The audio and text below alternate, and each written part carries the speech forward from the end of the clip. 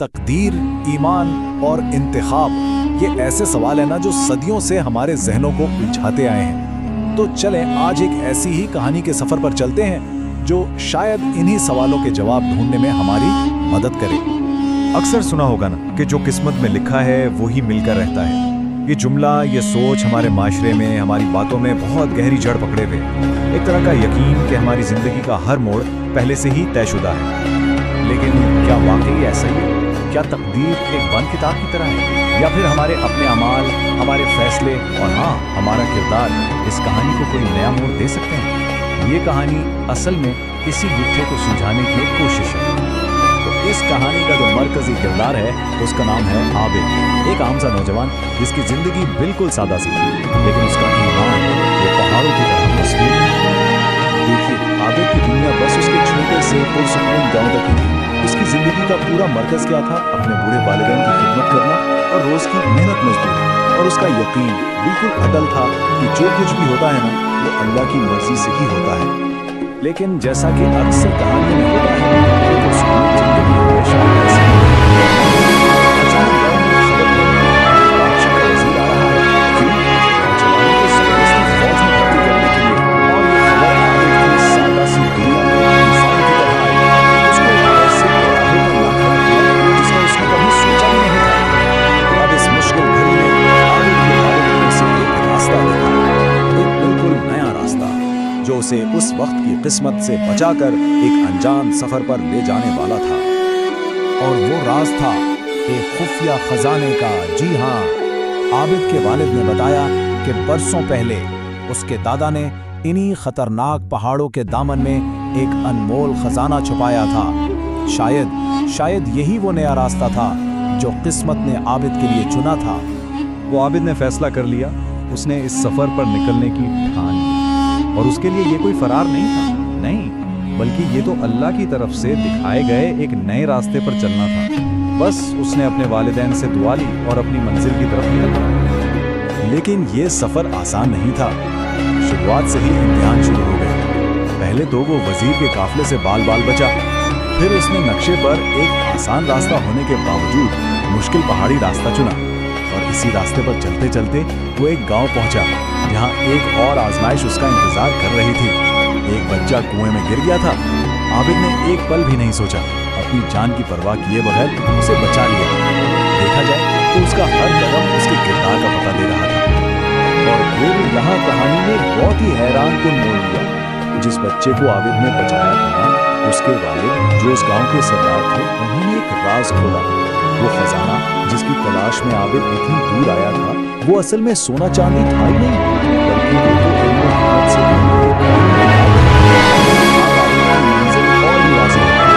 اسے پتا تھا اسے کیا حاصل کرنا ہے، لیکن اس سے پہلے اسے ایک اور شاید سب سے بڑی اخلاقی آزمائش سے گزرنا باقی تھا۔ راستے میں آگے جا کر اسے ایسی صورتحال کا سامنا ہوا جہاں پر اسے دو چیزیں میں سے کسی یہی اس کی قسمت کا فیصلہ کرنے والا تھا۔ تو اس کے سامنے تین لوگ آئے، تین مسافر۔ ایک تھا امیر آدمی جس کا گھوڑا زخمی تھا اور وہ کہہ رہا تھا کہ میری مدد کرو، میں سونا دوں گا۔ دوسرا ایک عالم تھا جس سے اپنی بھاری کتابوں کا بوجھ نہیں اٹھ رہا تھا، اس نے علم بانٹنے کی پیشکش کی۔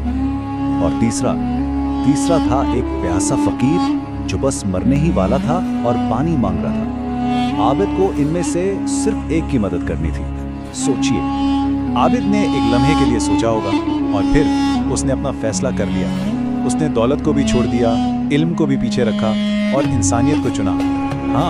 اس نے اپنی پانی کی مشق اس مرتے ہوئے فقیر کے ہونٹوں سے لگا دی جس کی سانسیں ٹوٹ رہی تھی۔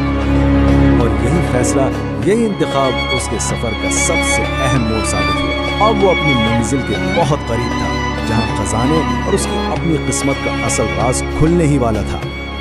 لیکن ایک منٹ، وہ فقیر کوئی عام بھیکاری نہیں تھا، وہ تو دراصل ایک رہنما تھا، بھیس بدل کر آیا تھا۔ اسے بھیجا گیا تھا عابد کا امتحان لینے کے لیے، یہ پرکھنے کے لیے کہ اس کا دل کتنا صاف ہے، اور عابد اس امتحان میں پورا اترا تھا۔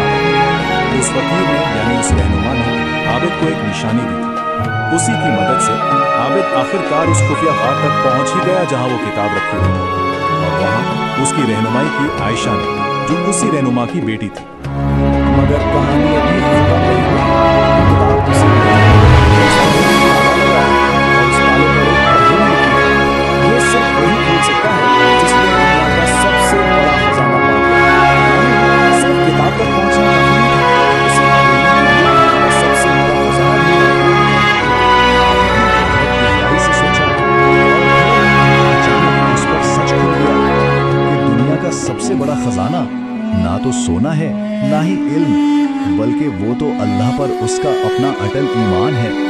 और जैसे ही उसने सच्चाई को अपने दिल में महसूस किया और ताले को हाथ लगाया, वो एक मौजज़े की तरह खुल गया। तो अब किताब आबिद के पास थी, लेकिन उसकी असल कामयाबी का सफर तो अब शुरू हुआ था। उसने फैसला किया कि वो इस इल्म को सिर्फ अपने लिए नहीं रखेगा, बल्कि दुनिया की भलाई के लिए इस्तेमाल करेगा। और जब आबिद वापस शहर पहुंचा तो उसने देखा कि वहां तो वबा फैली हुई है। उसने फौरन उस किताब में दर्ज शिफा के नुस्खों से लोगों का इलाज शुरू कर दिया। यहाँ तक कि उसने बादशाह के बेटे को भी ठीक कर दिया। बादशाह इतना खुश हुआ कि उसने आबिद को उसके वालिदैन से मिलवा दिया जो उसी शहर में मौजूद थे। तो सोचिए, आबिद का सफर शुरू तो हुआ था एक जाहिरी खजाने की तलाश में, लेकिन ये उसे कहाँ ले आया, एक हकीकी खजाने तक। उसने ये सीखा कि असल दौलत सोने चांदी में नहीं, असल खजाना तो ईमान है, इल्म है और नेक आमाल है। आखिर में आबिद को समझ आ गया कि हाँ, तकदीर का लिखा जरूर मिलता है, लेकिन ये हमारे अपने इंतखाब और हमारे आमाल से जुड़ा हुआ है। तकदीर कोई ऐसी चीज नहीं जिसका बस इंतजार किया जाए, नहीं, बल्कि ये वो रास्ता है जिससे इंसान अपने किरदार से, अपने फैसलों से खुद बनाता है। तो आबिद की ये कहानी हमारे लिए एक सवाल छोड़ जाती है कि किसी भी इंसान की तकदीर उसकी किस्मत